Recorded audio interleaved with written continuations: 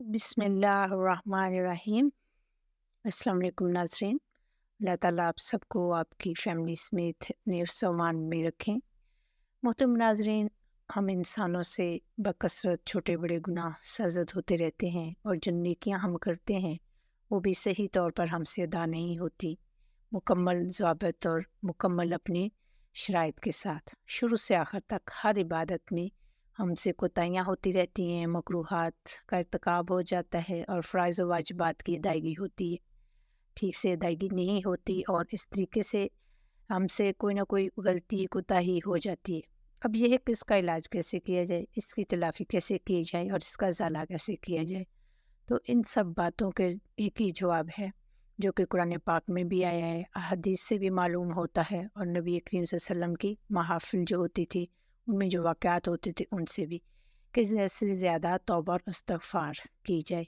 اور یہ جو کثرت ہے، انسان کو قیامت کے دن اس کا اثر اپنے اعمال نامہ میں بھی نظر آئے گا۔ حضرت عبداللہ بن بصر رضی اللہ تعالیٰ عنہ سے روایت ہے کہ حضور اقدس صلی اللہ علیہ وسلم نے ارشاد فرمایا، اس شخص کے لیے بہت عمدہ حالت ہے جو قیامت کے دن اپنے اعمال نامہ میں خوب زیادہ استغفار پائے۔ حضرت ابو بکر صدیق رضی اللہ تعالیٰ عنہ نے ایک بار آپ صلی اللہ علیہ وسلم سے عرض کیا کہ یا رسول اللہ صلی اللہ علیہ وسلم، مجھے کوئی دعا سکھائیے جو میں اپنی نماز میں مانگا کروں۔ اس پر حضور اقدس صلی اللہ علیہ وسلم نے ان کو وہی مشہور دعا تعلیم فرمائی جسے عام طور پر نماز میں درود شریف کے بعد پڑھا کرتے ہیں۔ ترجمہ: اے اللہ، میں نے اپنے نفس پر بہت زیادہ ظلم کیا ہے اور نہیں بخش سکتا گناہوں کو مگر تو ہی، بس مجھے بخش دے، ایسی بخشش جو تیری طرف سے ہو، اور مجھ پر رحم فرما، بلا شبہ تو بخشنے والا مہربان ہے۔ اب اس میں غور کرنے کی بات یہ ہے کہ آپ نے نماز پڑھی جو سراسر نیکی ہے، خیر ہے، اور فریضہ نماز ادا کیا بھی، یہ نیکی کی بھی تو کس نے؟ صدیق اکبر رضی اللہ تعالیٰ عنہ نے۔ پھر بھی ان کو تعلیم دی جا رہی ہے کہ نماز کے خاتمے پر مغفرت کی دعا کرو۔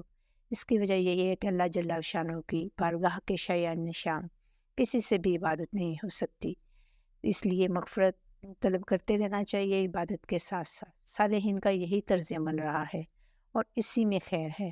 کہ گناہ ہو جانے پر تو سبھی توبہ استغفار کرتے ہیں، مخلصین کاملین نیکی کر کے استغفار کرتے ہیں، اور یہ طرز زندگی ان کو حضور اقدس صلی اللہ علیہ وسلم کی اتباع میں نصیب ہوا ہے۔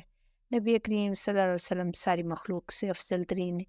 اللہ تعالیٰ کے سب سے زیادہ مقرب بندے، لیکن پھر بھی آپ کو اللہ تعالیٰ نے وہ کچھ عطا فرمایا جو کسی اور کو نہیں فرمایا۔ اس کے باوجود آپ صلی اللہ علیہ وسلم راتوں رات نماز میں کھڑے رہتے تھے، اور اللہ کے دین کو بلند کرنے کے لیے بڑی بڑی محنتیں کرتے تھے۔ اللہ نے آپ کو حکم دیا کہ ترجمہ: بس آپ اپنے رب کی تسبیح اور تحمید کیجئے اور اس سے مغفرت کی درخواست کیجئے، بے شک وہ بڑا قبول کرنے والا ہے۔ آپ صلی اللہ علیہ وسلم فرض نماز کا سلام پھیر کر 3 بار استغفر اللہ پڑھتے تھے، یعنی اللہ جل شانہ اس سے مغفرت کا سوال کرتے تھے۔ حضرت عبداللہ بن عمر رضی اللہ عنہ نے فرمایا، ہم یہ شمار کرتے تھے کہ حضور اقدس صلی اللہ علیہ وسلم مجلس میں 100 مرتبہ یہ الفاظ پڑھا کرتے ہیں، ربی اغفر لی وتب علی انک انت التواب الغفور۔ ایک اور حدیث میں ارشاد ہے، تمام انسان خطا کار ہیں، اور بہترین خطا کار وہ ہیں جو خوب توبہ کرنے والے ہیں۔ حضرت ابو سعید رضی اللہ تعالیٰ عنہ سے روایت ہے کہ حضور اقدس صلی اللہ علیہ وسلم نے ارشاد فرمایا، بلا شبہ شیطان نے اللہ جل شانہ کی بارگاہ میں عرض کیا کہ اے رب، آپ کی عزت کی قسم، میں آپ کے بندوں کو برابر صحیح راستہ سے بھٹکاتا رہوں گا جب تک کہ ان کی روحیں ان کے جسموں میں رہیں گی۔ پروردگار عالم نے فرمایا، مجھے اپنی عزت و جلال اور رفعت مکان کی قسم ہے، جب تک وہ مجھ سے استغفار کرتے رہیں گے میں ان کو بخشتا رہوں گا۔ اور اس بات میں یہ بھی ہے کہ توبہ استغفار کر لینے کے بعد کسی غرور میں انسان گناہ کرتا رہے تو یہ بھی درست نہیں کہ پھر معافی مانگ لوں گا، کیونکہ آئندہ کا حال اللہ تعالیٰ کو ہی معلوم ہے، نہ جانے موقع ملے یا نہ ملے۔ اللہ جل شانہ کا ارشاد ہے، آپ میری طرف سے فرما دیجئے، اے میرے بندو جنہوں نے اپنی جانوں پر زیادتیاں کی ہیں، تم اللہ تعالیٰ کی رحمت سے نا امید مت ہو، بے شک اللہ تعالیٰ تمام گناہوں کو معاف فرما دے گا، واقعہ وہ بڑا و بخشنے والا نہایت رحم والا ہے۔ ناظرین اکرام، استغفار کی اہمیت، توبہ کی اہمیت، گناہوں کی معافی مانگنے کی اہمیت، اور نیکیوں کی خامی اور کوتاہی کا جو تلافی کا ذریعہ ہے، اس میں ہم دیکھتے ہیں کہ اللہ تعالیٰ نے قرآن مجید میں انبیاء کو بھی یہ نصیحت کی ہے، جیسے کہ قرآن مجید میں حضرت ہود علیہ السلام کی نصیحت کا ذکر ہے جو انہوں نے اپنی قوم کو کی تھی۔ اے میری قوم، تم اپنے رب سے مغفرت طلب کرو، پھر اس کے حضور میں توبہ کرو، تم پر خوب بارش برسا دے گا اور تم کو اور قوت دے کر تمہاری قوت میں ترقی دے گا، اور مجرم ہو کر اعراض مت کرو۔ اللہ جل شانہ نے سورہ نوح میں حضرت نوح علیہ السلام کی نصیحت بھی نقل فرمائی ہے جو انہوں نے اپنی قوم کو کی تھی۔ ترجمہ ہے، اور میں نے کہا کہ تم اپنے پروردگار سے گناہ بخشواؤ، وہ بڑا بخشنے والا ہے، کثرت سے تم پر بارش بھیجے گا اور تمہارے مالوں اور اولاد میں ترقی دے گا، اور تمہارے لیے باغ بنا دے گا اور تمہارے لیے نہریں بہا دے گا۔ اب ان آیات سے یہ بات واضح طور پر معلوم ہو رہی ہے کہ توبہ استغفار بارش کے لانے، طاقت اور قوت میں اضافہ کرنے، مال اور دولت کے بڑھنے، باغات اور نہریں نصیب ہونے کا بہت بڑا ذریعہ ہے۔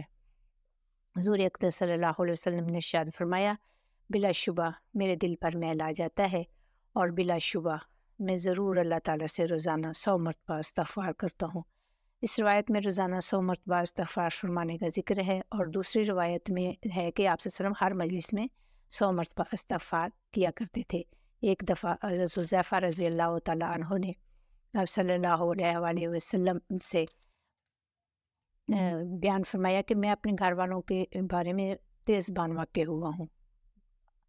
آپ صلی اللہ علیہ وسلم نے فرمایا کہ حضرت حذیفہ نے کہا کہ مجھے ڈر ہے کہ کہیں میری زبان جو ہے وہ مجھے دوزخ میں داخل نہ کروا دے۔ آپ صلی اللہ علیہ وسلم نے فرمایا،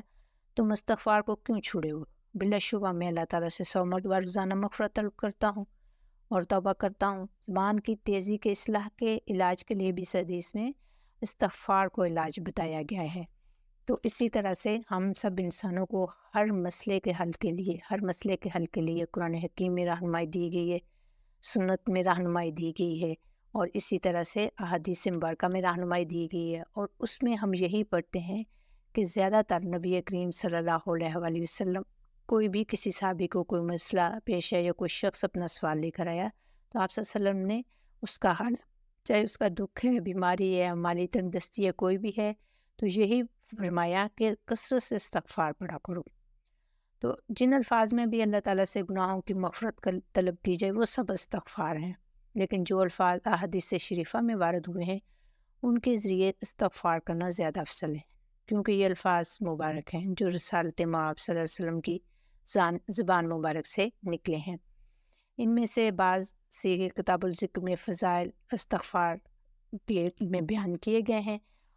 جیسا کہ ایک کا ترجمہ ہے، اے میرے رب میری مغفرت فرما دے اور میری توبہ قبول فرما، بے شک آپ بہت توبہ قبول فرمانے والے ہیں اور بخشش فرمانے والے ہیں۔ حضرت ابن عمر رضی اللہ تعالیٰ عنہ کا بیان ہے کہ حضور اقدس صلی اللہ علیہ وسلم ہر مجلس میں 100 مرتبہ یہ کلمات پڑھتے تھے، یعنی کہ استغفار پڑھتے تھے۔ حضرت عبداللہ بن مسعود سے روایت ہے کہ حضور اقدس صلی اللہ علیہ وسلم نے ارشاد فرمایا، جس نے 3 بار یوں کہا، استغفر اللہ العظیم الذی لا الہ الا هو الحی القیوم واتوب الیہ، تو اس کو گناہ بخش دیے جائیں گے اگرچہ میدان جہاد سے بھاگا ہو، یعنی کہ میدان جہاد سے بھاگنا بہت بڑا گناہ ہے، تو وہ بھی اگر اس سے بھاگا ہے تو وہ بھی استغفار کرنے سے بخش دیا جائے گا۔ آپ صلی اللہ علیہ وسلم نے ایک مقام پر سب کو نصیحت کرتے فرمایا کہ جس نے رات کو اپنے بستر پر ٹھکانہ پکڑ کر 3 بار یہ پڑھا، استغفر اللہ الذی لا الہ الا هو الحی القیوم واتوب الیہ، اللہ تعالیٰ اس کے گناہ معاف فرما دیں گے، اگرچہ سمندر کے جھاگوں کے برابر ہوں، اگرچہ درختوں کے پتوں کے برابر ہوں، اگرچہ مقام عالج کی ریت کے برابر ہوں۔ ناظرین اکرام، یہ تو ہم نے معلوم کی استغفار کی فضیلت اور جو ہے اس کے فوائد، کہ نہ صرف دنیا کے کاموں میں، آخرت کے لیے تو ہے ہی، ہم مغفرت کرتے ہیں کہ دنیا کے کاموں میں بھی رحمت اور برکت کے لیے، مسائل کے حل کے لیے کس قدر آپ صلی اللہ علیہ وسلم نے توبہ استغفار کرنے کی تلقین فرمائی، اور وہ بھی کثرت سے۔ اب یہ ہے کہ ایک استغفار ہے سید الاستغفار، اور اس کا ترجمہ یہ ہے، حضرت شداد بن اوس سے روایت ہے کہ رسول اکرم صلی اللہ علیہ وسلم نے ارشاد فرمایا، اے اللہ تو میرا رب ہے اور تیرے سوا کوئی معبود نہیں، تو نے مجھ کو پیدا فرمایا ہے اور میں تیرا بندہ ہوں اور تیرے عہد پر اور تیرے وعدہ پر قائم ہوں، جہاں تک مجھ سے ہو سکے میں نے جو گناہ کیے ان کے شر سے تیری پناہ چاہتا ہوں۔ میں تیری نعمتوں کا اقرار کرتا ہوں اور اپنے گناہوں کا بھی اقرار کرتا ہوں، لہٰذا مجھے بخش دے، کیونکہ تیرے علاوہ گناہوں کو کوئی نہیں بخش سکتا۔ دیکھیے اس میں یہ ہے کہ نہ صرف گناہوں کا سے معافی مانگنے سے پہلے ان کا اعتراف کیا گیا ہے، تو اللہ تعالیٰ کو یہ بات بہت پسند ہے کہ ہم اعتراف کریں اور اس سے معافی مانگیں تو وہ ضرور بخش دیتے ہیں۔ اس کی رحمت کا کوئی حد نہیں۔ رسول خدا صلی اللہ علیہ وسلم نے ارشاد فرمایا، جو شخص دن کو یقین کے ساتھ سید الاستغفار پڑھے اور شام سے پہلے مر جائے تو جنتی ہوگا، اور جو شخص رات کو یقین کے ساتھ سید الاستغفار پڑھے اور صبح سے پہلے مر جائے تو جنتی ہوگا۔ ناظرین اکرام، ہم بھی اللہ تعالیٰ سے دعا کرتے ہیں اور خود کوشش کرتے ہیں، خود سے عہد کرتے ہیں کہ پورے خلوص نیت کے ساتھ، حضور قلبی کے ساتھ اللہ تعالیٰ کو حاضر ناظر جان کر روزانہ سونے سے پہلے اپنے شعوری لاشعوری سرزد ہونے والے اعمال جن میں ہم سے کوتاہیاں ہوں